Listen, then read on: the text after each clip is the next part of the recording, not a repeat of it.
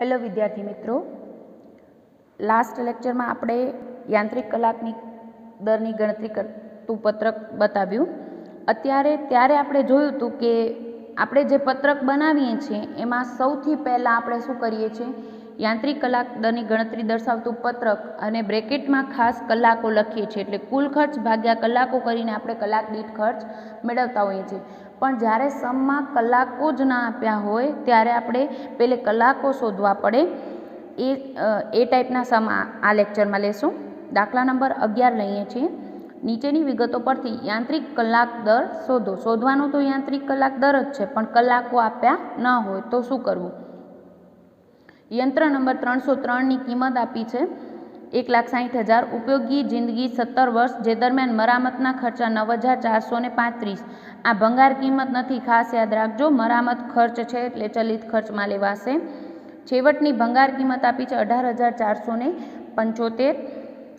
અન્ય સ્થિર ખર્ચ આપ્યા છે વાર્ષિક 12,950. યંત્રમાં વપરાયેલ પાવરનો ખર્ચ આપ્યો છે 23,310. અને પછી કીધું છે યંત્રમાં કલાક દીઠ 15 યુનિટ પાવરનો વપરાશ અને યુનિટના 42 પૈસા ભાવ છે. આપણે જે લાસ્ટ સમ જોયા એમાં તમને શું કહેતા હતા, એક યંત્રનો એક કલાકમાં કેટલા યુનિટ બાળે છે, તો કે 15 યુનિટ. અને એક યુનિટનો ભાવ શું છે, 42 પૈસા. યાદ રાખજો, 42 પૈસા અને 15 યુનિટ એટલે એક કલાકનો ખર્ચ આપણે મળી જાય. 15 ગુણ્યા 42 પૈસા કરીએ તો આપણે એક કલાકમાં 15 યુનિટ બાળીએ છીએ, એનો ખર્ચ મળી જાય. અને આપણે ગુણ્યા કલાકો કરીને કુલ ખર્ચ શોધતા હતા. લાસ્ટ સમમાં આપણે કર્યું હતું એ રીતે. અહીંયા પાવરનો કુલ ખર્ચ આપી દીધો અને આના આધારે આપણે કલાક દીઠ ખર્ચ પણ મળી જશે. એના આધારે આ હિન્ટ છે, આ હિન્ટના આધારે આપણે શું મેળવશું, યાંત્રિક કલાકો. ક્લિયર? દર વખતે તમને એક કલાકનો પાવર ખર્ચ મળી જતો અને કલાકો હોતા એટલે તમે કુલ શોધી લેતા. અહીંયા કુલ આપી દીધું છે અને એક કલાક દીઠ ખર્ચ આપી દીધો છે એટલે આપણે કલાકો શોધી લેશું. ક્લિયર? બાકી સમમાં બીજા કોઈ ખર્ચ એટલા બધા છે નહીં. સ્ટાર્ટ કરીએ. દાખલા નંબર 11, યાંત્રિક કલાક દરની ગણતરી દર્શાવતું પત્રક. કલાક અહીંયા બ્રેકેટમાં લખશું. સ્થિર ખર્ચા અને ચલિત ખર્ચ.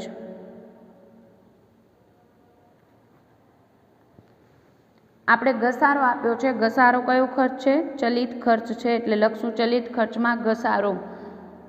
કિંમત છે તમારી યંત્રની 1,60,000. ભંગાર કિંમત તમને આપી છે 18,475 રૂપિયા અને ઉપયોગી આયુષ્ય છે 17 વર્ષ. એટલે તમને મળશે 1,60,000 માઇનસ 18,475 ભાગ્યા 17 વર્ષ કરશો એટલે તમને મળશે 8,325. વાર્ષિક ખર્ચ, વાર્ષિક ઘસારો મળી ગયો પણ કલાકો નથી એટલે કલાકો પછી કરશું. એના પછી ઇન્ફોર્મેશનમાં વચ્ચે ભૂલાઈ ન જાય, મરામત ખર્ચ આપ્યો છે ઉપયોગી જિંદગી 17 વર્ષ, જે દરમિયાન મરામત ખર્ચા આપેલા છે 9,435. કુલ ખર્ચ આપેલો છે. ઓકે, ઉપયોગી જિંદગી 17 વર્ષ દરમિયાન 9,435 રૂપિયા 17 વર્ષનો ખર્ચ આપેલો છે. એટલે આપણે કરશું 1 વર્ષનો ખર્ચ જોઈએ. આપણે અહીંયા વાર્ષિક ખર્ચ જોઈએ. 9,435 ભાગ્યા 17 વર્ષ કરીએ એટલે 1 વર્ષનો ખર્ચ તમને મળશે 555 રૂપિયા. યાદ રાખીએ, ઉપયોગી જિંદગી દરમિયાનના મરામત ખર્ચ કુલ ખર્ચ આપેલો તો આપણે 1 જ વર્ષનો જોઈએ એટલે ભાગ્યા કર્યા 17 વર્ષ. પછી અન્ય સ્થિર ખર્ચ આપ્યા છે. અન્ય સ્થિર ખર્ચ એટલે સ્થિર ખર્ચમાં લખશું સ્થિર ખર્ચ વાર્ષિક 12,950 રૂપિયા. અને પછી આપેલું છે પાવરનો ખર્ચ. પાવર ખર્ચ કેવો છે? ચલિત ખર્ચમાં મોસ્ટ ઓફ આ 3 જ આવતા હોય છે, ઘસારો, મરામત ખર્ચ અને પાવરનો ખર્ચ. તમને કીધો છે 23,310. અને કલાક દીઠ ખર્ચ પણ તમને આપી દીધો. કઈ રીતે? તો એમ કીધું છે યંત્રમાં કલાક દીઠ 15 યુનિટ બળે છે. એક કલાકમાં 15 યુનિટ બળે છે અને એક યુનિટનો આ 15 યુનિટ છે એમાં એક યુનિટના ભાવ છે 42 પૈસા. તો આપણે કરીએ 15 ગુણ્યા 42 0.42 એટલે તમને મળશે 6.3 રૂપિયા 1 કલાકનો ખર્ચ. ક્લિયર? 1 કલાકમાં 15 યુનિટ બળે છે. આપણે કલાકનો ખર્ચ જોઈએ છીએ એટલે 15 યુનિટનો જેટલો ખર્ચ હોય એ 1 કલાકનો ખર્ચ આવે. તો કે 1 યુનિટનો ભાવ 42 પૈસા છે, તો 15 યુનિટ ગુણ્યા 0.42 કરીએ એટલે તમને 1 કલાકમાં 6.3 રૂપિયાનો પાવર વપરાય છે. અને કુલ તમારો પાવરનો ખર્ચ આવ્યો છે 23,310. દેટ મીન્સ આપણે ખબર છે કે આપણે શું કર્યું હશે, કુલ ખર્ચ ભાગ્યા કલાકો એટલે શું મળ્યું હશે, કલાક દીઠ દર. તો આના આધારે કલાકો મળી જાય. તો દર વખતે તમે શું કરો છો, કુલ ખર્ચ ભાગ્યા કલાકો એટલે તમે મેળવો છો કલાક દીઠ ખર્ચ. અહીંયા આપણે કલાકોને આ સાઈડ લઈ જઈએ એટલે આપણું સૂત્ર શું બની જાય, યંત્ર કલાકો બરાબર કુલ ખર્ચ ભાગ્યા કલાક દીઠ ખર્ચ.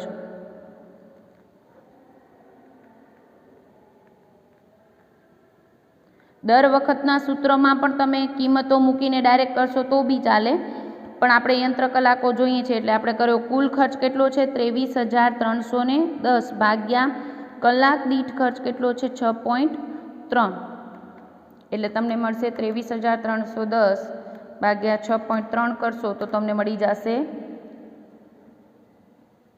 3700 કલાકો. આ તમારો મેઇન આન્સર, કારણ કે આના વગર તો દાખલામાં બીજો કોઈ જવાબ જ નહીં આવે. કલાકો જ ના આપ્યા હોય ત્યારે આગળની ઇન્ફોર્મેશન તમે આ ખાલી મૂકી આવો, પણ આટલું ન હોય તો તમે 1 કલાક દીઠ દર શોધી શકો નહીં. એટલે હિન્ટ આપેલી હશે, જનરલી પાવરનો જ ખર્ચ તમને હિન્ટ સ્વરૂપે હશે. આપણે કરી નાખીએ, કલાકો મળી ગયા એટલે અહીંયા ચેક કરવું હોય તો કરી લેવું. આપણે 23,310 ભાગ્યા 37 એટલે 6.3 આવે. ક્લિયર? હવે લઈ લઈએ કુલ ખર્ચ 12,950. સ્થિર ખર્ચ કુલ એટલા જ છે એટલે આપણે કરીએ 12,950 ભાગ્યા 3700 કલાકો એટલે મળી જશે તમને 3.5 રૂપિયા. પછી કરશું 8,325 ભાગ્યા 3700 એટલે મળશે 2.25 રૂપિયા. 555 ભાગ્યા 3700 કરશો એટલે તમને મળશે 0.15 રૂપિયા મરામતનો કલાક દીઠ ખર્ચ. બધા જ જનરલી રાઉન્ડ ઓફ જ આવ્યા છે એટલે ભૂલ નહીં આવે.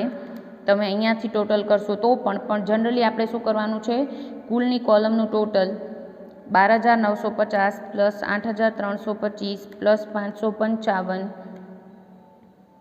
પ્લસ 23,310 એટલે તમને મળશે 45,140 ભાગ્યા કરશું આપણે 3700 એટલે કલાક દીઠ ખર્ચ મળી જશે 12.2 રૂપિયા. ક્લિયર? સેમ હજી આવો જ એક પ્રેક્ટિસ સમ લઈ લઈએ છીએ. દાખલા નંબર 14 જે આવો જ છે. નીચેની વિગત પરથી યાંત્રિક કલાક દર શોધો એમ કીધું છે. યંત્રની કિંમત 7,15,000, ઉપયોગી જિંદગી 27 વર્ષ, જે દરમિયાન મરામત ખર્ચ 1,62,000. દેટ મીન્સ મરામત ખર્ચ 1,62,000 એ 27 વર્ષનો છે, આપણે 1 વર્ષનો જ લેવાનો છે. છેવટની ભંગાર કિંમત 40,000, અન્ય સ્થિર ખર્ચા વાર્ષિક 64,000. યંત્રમાં વપરાયેલ પાવરનો ખર્ચ વાર્ષિક 1,65,000, જે સરચાર્જ સહિત કુલ ખર્ચ છે. તમને પાવરનો ખર્ચ પ્લસ એક્સ્ટ્રા ચાર્જ લગાડવામાં આવે ને આપણે સરચાર્જ કહેતા હોઈએ છીએ, એના સહિતનો 1,65,000. અને કીધું છે યંત્રમાં કલાક દીઠ 15 યુનિટનો વપરાશ થાય છે. 1 કલાકમાં 15 યુનિટ વપરાય છે અને 1 યુનિટનો ભાવ કેટલા રૂપિયા છે? 2 રૂપિયા છે. સરચાર્જ પાવરના ખર્ચ ઉપર 10% આકારવામાં આવે છે. જેટલો ખર્ચ હશે એના 10% ખર્ચ એક્સ્ટ્રા ઉમેરવામાં આવે છે, સરચાર્જ તરીકે લેવામાં આવે છે. હવે આપણે આગળ જોયું એમ આમાં પણ કલાકો આપ્યા નથી અને આપણે ખબર છે કે યાંત્રિક કલાક દરની ગણતરી દર્શાવતું પત્રકમાં આપણે પહેલે જ અહીંયા શું કરવું પડે, કલાકો લખવા પડે અને એના આધારે જ કુલ ખર્ચ ભાગ્યા કલાકો કરીએ તો જ કલાક દીઠ દર મળે. તો એ આપણે આપ્યું નથી, પણ પાવર ખર્ચમાં તમને હિન્ટ આપી છે, એ ખ્યાલ આવી જવો જોઈએ. સ્થિર ખર્ચા અને ચલિત ખર્ચા. બાકી ઇન્ફોર્મેશન એવી જ છે. પાવર ખર્ચમાં આપણે અહીંયા સરચાર્જ આપેલો છે, બસ એક્સ્ટ્રા મુદ્દો એ જ છે. ઘસારાની વિગત પહેલે લઈ લઈએ. યંત્રની કિંમત છે 7,15,000 માઇનસ ભંગાર કિંમત તમને આપી છે 40,000 ભાગ્યા ઉપયોગી આયુષ્ય આપ્યું છે 27 વર્ષ. એટલે આપણે કરશું 7,15,000 માઇનસ 40,000 ભાગ્યા 27, એટલે તમને મળશે 25,000 રૂપિયા ઘસારો, એક વર્ષનો ઘસારો આ યંત્રનો. મરામત ખર્ચ એ પણ શું છે? ચલિત ખર્ચ છે. એટલે આપણે કરશું મરામત ખર્ચા. ઉપયોગી જિંદગી 27 વર્ષ દરમિયાન મરામત ખર્ચ કેટલા છે? 1,62,000. આપણે આ વર્ષના જોઈએ, આ તો કુલ 27 વર્ષના છે, એટલે આપણે કરશું ભાગ્યા 27. 1,62,000 ભાગ્યા 27 કરશું એટલે આપણે મળશે 6,000 રૂપિયા આ યંત્રનો આ વર્ષનો ખર્ચ. પછી કીધું છે સ્થિર ખર્ચ. સ્થિર ખર્ચ આપ્યો છે તમને 64,000 રૂપિયા વાર્ષિક, લખી નાખીએ. અને પાવરનો ખર્ચ જે તમને ખબર છે કે આ દાખલાની હિન્ટ છે, આપણે આ ટાઈપનો જ સમ કર્યો. કુલ પાવર ખર્ચ તમને આપેલો છે સરચાર્જ સહિતનો 1,65,000, પણ ભાગ્યા કલાકો, આ બધા જ ખર્ચ આવી ગયા. ભાગ્યા કલાકો કરીએ તો કલાક દીઠ ખર્ચ મળે. યાંત્રિક કલાક દર શોધવાનું કીધું છે, પણ આપણી પાસે કલાકો નથી, અને એટલા માટે જ એ લોકોએ નીચે હિન્ટ આપી છે. તો કે આપણે ખબર છે યાંત્રિક કલાક દર કેમ શોધાય, યાંત્રિક કલાકો કેમ શોધાય, હમણાં જ સમ કર્યો એ રીતે. કુલ ખર્ચા ભાગ્યા કલાક દીઠ દર, બરાબર. કુલ ખર્ચ મળી ગયો 1,65,000. એક કલાક દીઠ દર કેટલો? તો કે કુલ એક કલાકમાં 15 યુનિટ બાળ્યા છે આપણે, બરાબર. પાવર કેટલો બાળ્યો છે? એક કલાકમાં 15 યુનિટ પાવરનો વપરાશ કર્યો છે, અને એક યુનિટના ભાવ 2 રૂપિયા છે, એટલે કુલ એક કલાકમાં 30 રૂપિયાના પાવર આપણે બાળ્યો છે, બરાબર.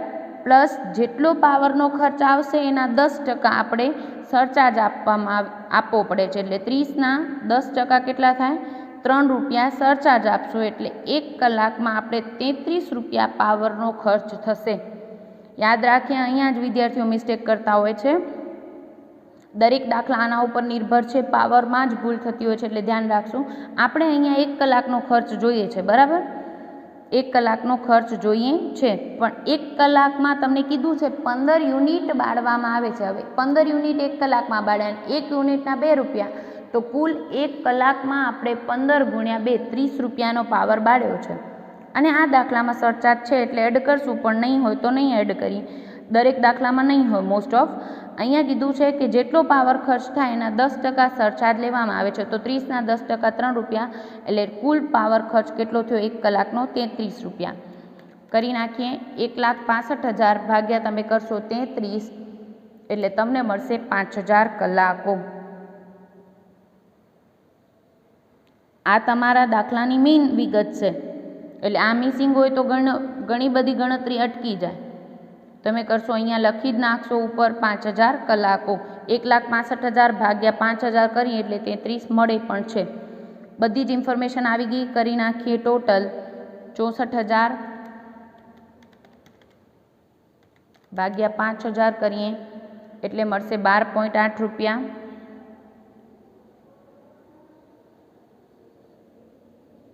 કુલ 64,000 સ્થિર ખર્ચ. અહીંયા એક જ સ્થિર ખર્ચ હતો એટલે, બરાબર. 64,000 પ્લસ 25,000 પ્લસ 6,000 પ્લસ 1,65,000 એટલે તમને મળશે 2,60,000.